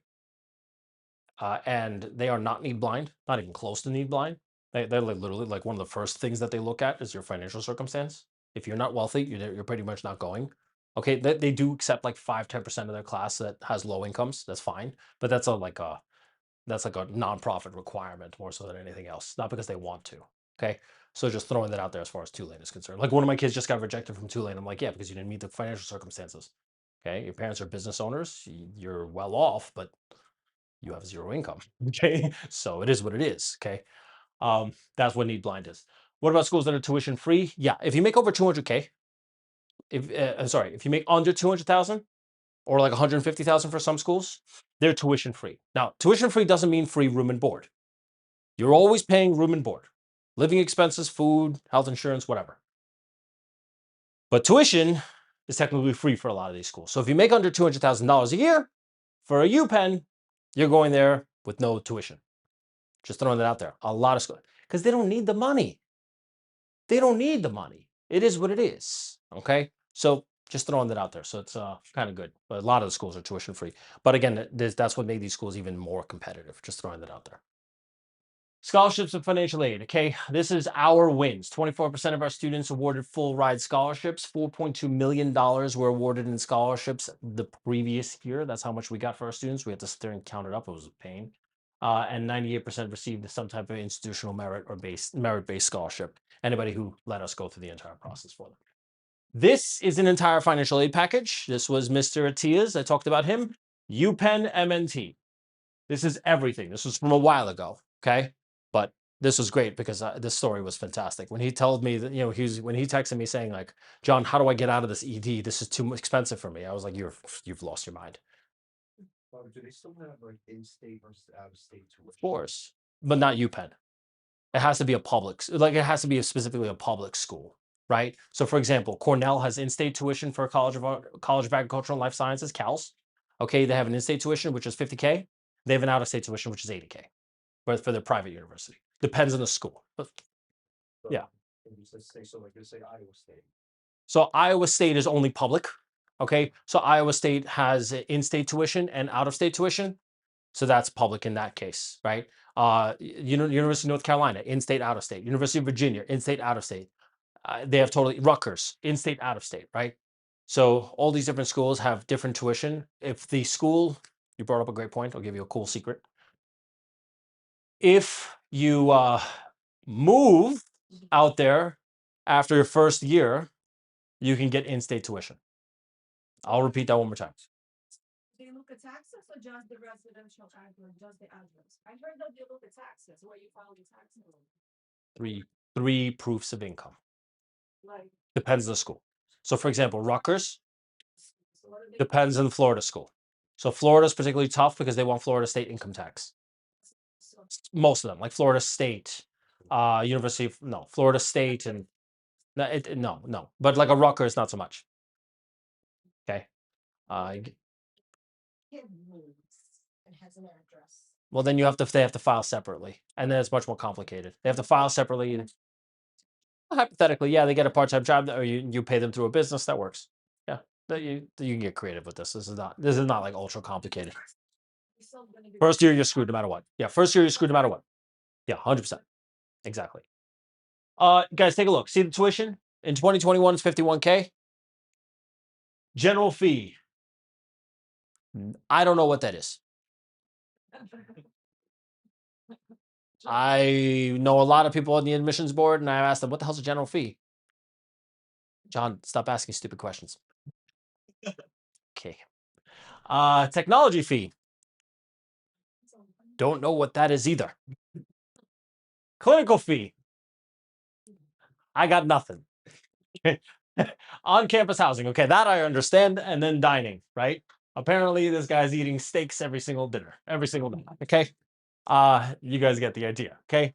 Yeah, sorry, it's expensive. But then look at his estimated financial resources, right? So he had a Penn grant, internal scholarship, $46,000. Well, 45,667. David and Stephanie Simon scholarship. Somebody donated a lot of money that year. Almost 10K. Estimated federal Pell Grant, Federal Supplemental Educational Opportunity Grant. This opportunity grant is because we appealed. This was not there on the first time. So he got an extra 16,000 over 4 years because I had to write an email. Worth it? Yeah, worth it. I actually had a parent literally like 2 weeks ago reach out to me. John, total tuition came out to 15,000. I was like, no, it didn't. Give me a minute. Okay.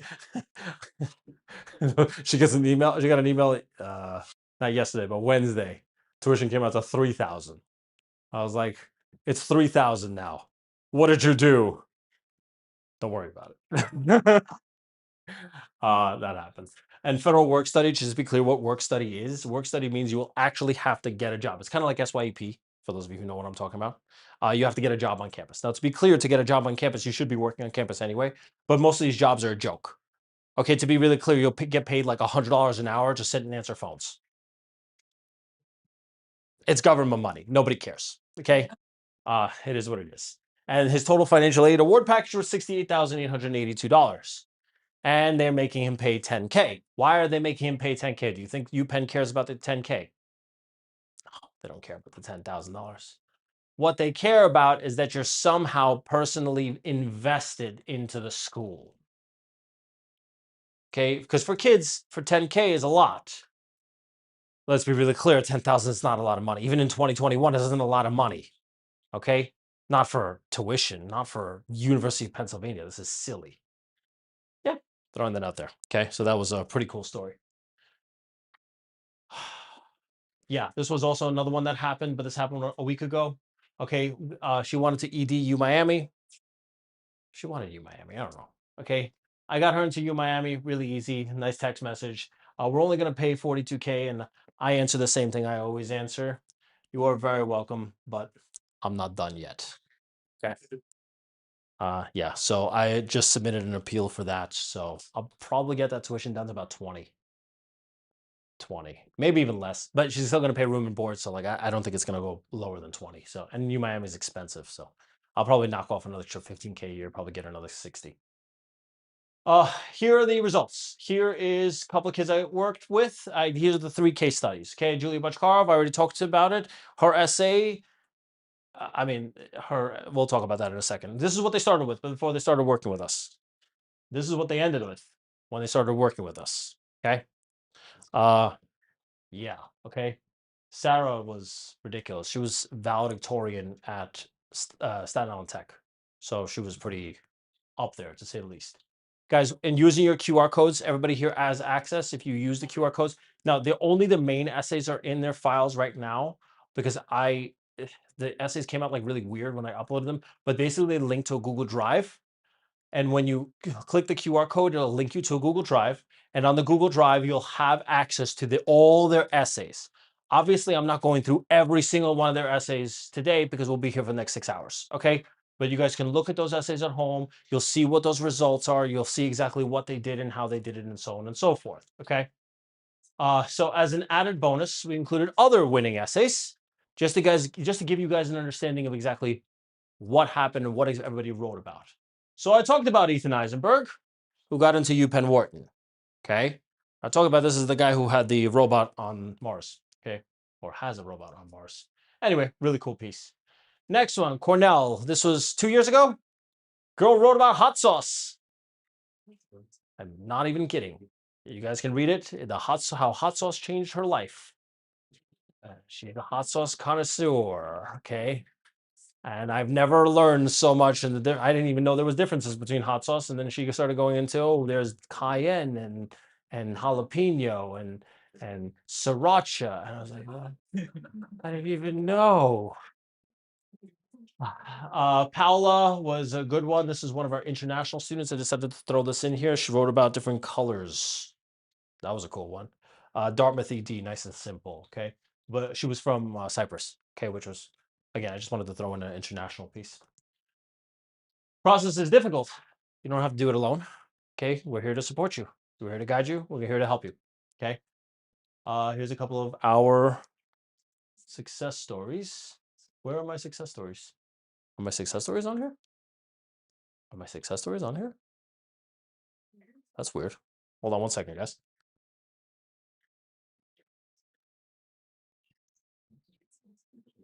I may have a. Where's my stuff? You says.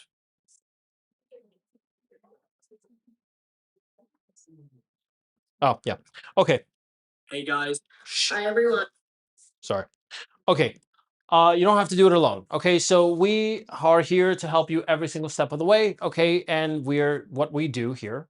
Okay, is we help you through the entire process. We literally go through a do it for you type of approach. Okay, we have college packages that can range anywhere between. Well, let's talk about the average college package. Okay, this is the basic price list. Okay, where common FSA can cost $1,500, supplemental essays can cost $500 each. If you're thinking about 25 schools, you're looking at a ridiculous price, right? You can be looking at between 20 and 30K. We don't do that. Okay, we have 3 different packages. We have 5-star, 10-star, and an infinity package, which basically means that we're doing the infinity package. Essentially, we're doing everything for you. Now, to be really clear, I'm not one human being. Okay, let me rephrase. I am one human being. That was a little weird. I am not alone. Okay. We have an entire team of people. We're going to help your child, your children through the entire process. Okay. It's impossible for one person to take on hundreds. And that's the biggest issues I've seen with advisors is they take on more than they could chew and then they just get buried because this process is complicated, especially if you're focusing on each individual. But I have a team of 9, okay, who are all Ivy trained professional writers, published writers, so on and so forth. We have a reputation to maintain, and I have statistics to maintain. You also, in the beginning, 98% acceptance. I'm going to maintain that into the first choice schools. Now, to be clear, I'm not going to create delusions, right? If you're sitting here with a 75 average and you want to go into Harvard, I'm going to tell you no. Go away, okay? But if you want a better chance, that's basically it. So let's talk about the different packages that we offer. Infinity package, this is all-inclusive VIP service. This is everything, where I'm personally meeting with this kid every single week until we submit. Okay. We meet 30-minute sessions. Sometimes we sit for 3 hours. It just depends. This includes unlimited essays, unlimited applications, unlimited everything from start to finish. Literally everything. Okay. And that's for the grand total price of 15K. Okay. Not cheap, but it goes through the entire process. Okay. So that's the highest level, the highest tier. Okay. That's everything. Literally, there's nothing that's not included. The only thing that's not included is the financial aid. Okay. Financial aid is a whole separate process, a whole separate division. And I have 2 people that specialize in specifically that. But at the end of the day, I am the one who puts his final final stamp, I should say, on every single thing. Okay. And just explain to you how the college process works. We go through the entire process, we go through the entire application. And before you even submit, we literally do a mock review. In other words, we all sit down in a circle and we literally fight about what is wrong with this kid's application. And that is recorded. And you guys get to see that fight. And it's quite funny. Okay. But yeah, basically we're trying to do a mock interview type style, mock process rather, and to make sure that you guys have a full understanding and you guys have the best opportunities to actually get to where you want to go. That's the infinity package. Next. I got into Harvard, By the way, Yale. I forgot about this. Hell Day. So what is Hell Day? Hell Day is kind of notorious in here, okay, because we take on usually about, I only take on 150 kids every single year. We don't go past that, okay, and every single year we sell out by June, and I just close the registration. And the idea here behind Hell Day is that we finish up the majority of the applications, or basically all the applications, and Hell Day comes in. what is Hell Day? Hell Day is your kids are coming in at 8 o'clock in the morning, and the first day the applications actually come out, usually whatever, the first week of August. And we already did the pre-writes, right? We did the supplemental essays. We already built the resume. We already built the website. We already wrote the Common App essay. We already worked on that thing for months. We already finished everything. So they come in Hell Day, 8 o'clock in the morning, sucks to be all you. And they don't leave until they're done. Don't. Sorry. Okay. Now, the majority of the stuff is done, right? You can't finish all your applications. You're just tweaking essays and applications in one day. But yeah, you don't finish. Sorry. It is what it is. That's the idea. That's the goal. And that's what we're going to be pushing for. So that's that. Then don't get me wrong, we're not completely done. We're still follow-up meetings after that because we have to make sure that everything is perfect and we still have to go through everything multiple times, but still. 10 star. 10 star is essentially exactly what the name implies. It's for 10 schools. Okay. Usually this meets the grand majority and the grand criteria. Okay.